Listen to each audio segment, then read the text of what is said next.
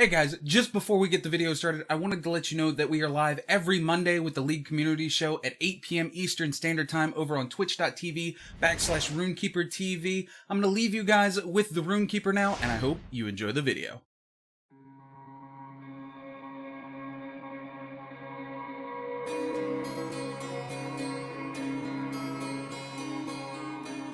We are seen dancing and thought insane by those who can't hear the music.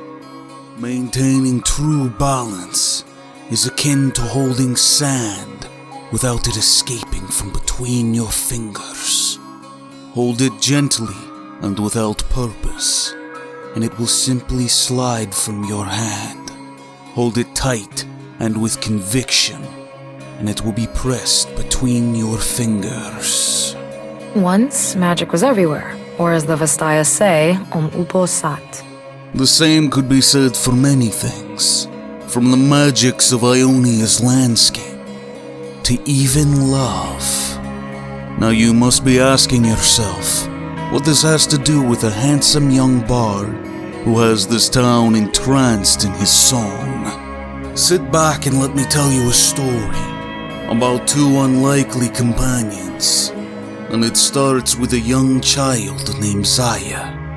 A girl of Vastayan descent who loved to listen to her father sing the ancient folk hymns of Vastayan heroes.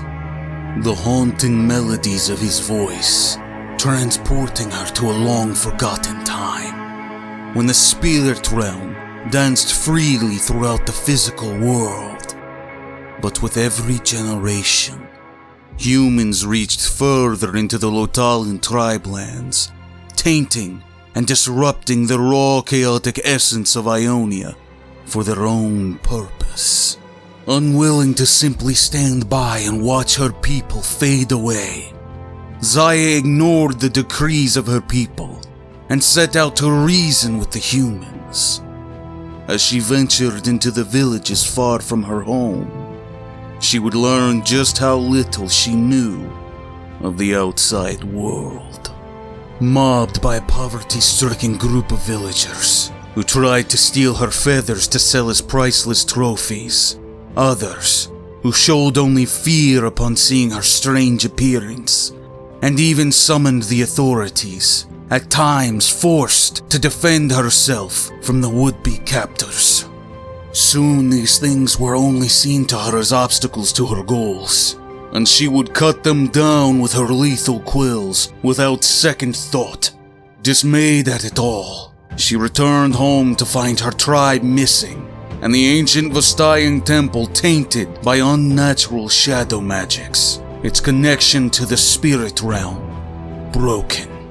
To dispel this corruption, the young Vastayan destroyed the temple, instantly freeing it from the shadow's hold. As magic once again flowed into the surrounding lands, a truly awe-inspiring sight of beauty to behold. But it did not return her people to her. Years went by as she spent them flitting in and out of the most fortified strongholds, leaving a trail of bodies in her wake. She would come to be known as the Violet Raven.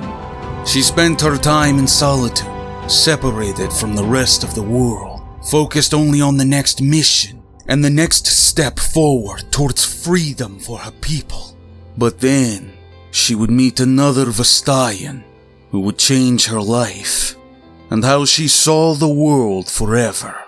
An entertaining rogue who dares to travel beyond the shrinking borders of the Lotalan and into a world devoid of magic.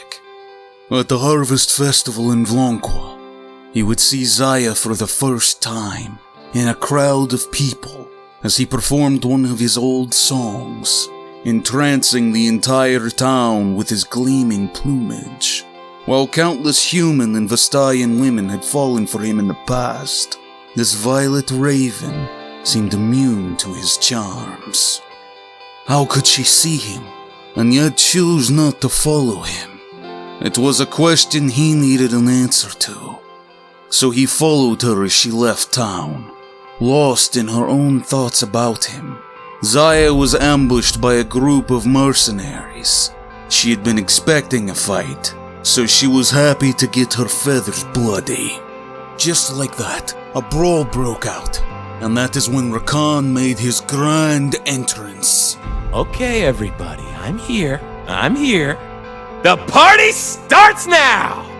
Xayah insisted she didn't need Rakan's help, and he insisted he didn't care. He just didn't want to miss the party. Throughout the fight, the two moved around one another, as if in an elegant dance of death. Rakan provided the perfect distraction and opening up opportunities for Xayah to strike. In spite of her protests, Rakan continued to follow Xayah. Over time, she even grew to welcome his company, and though she loathed to admit it, with Rakan at her side, the world didn't feel so broken and lonely. After months of travel, Rakan began to see the world through Xayah's eyes.